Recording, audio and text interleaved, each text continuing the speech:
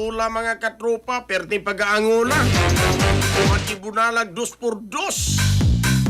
Ang ulo ni ini dito sa dalagit. Sa kay medical bulletin ani karon mga kaigsunan 2x2 ni gibunal ni taos ulo pag yung gibunalan. Tapaita. Italya sa report sa Ronato gini pinagi sa pagpamati ni katropa June 14. Live report.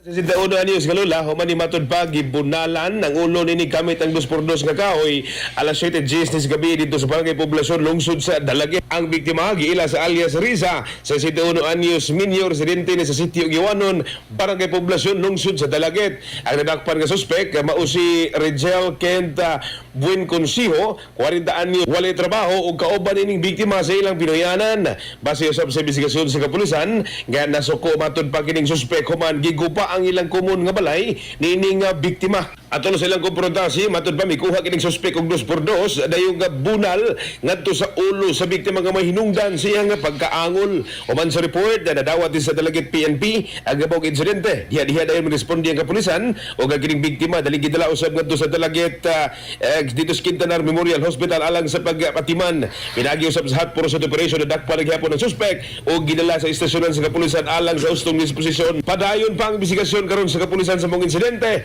samtang desidido gyud nga pasaka og kasong physical injury ang biktima ngadto sa suspek. Mga katropa, yung kalimot pagtumarog sa Anton Vitamin C, ang alkaline ka Vitamin C. Alang sa nikay-usang Pilipino, para sa Pilipinas, yung katropa, June 14, XFM News.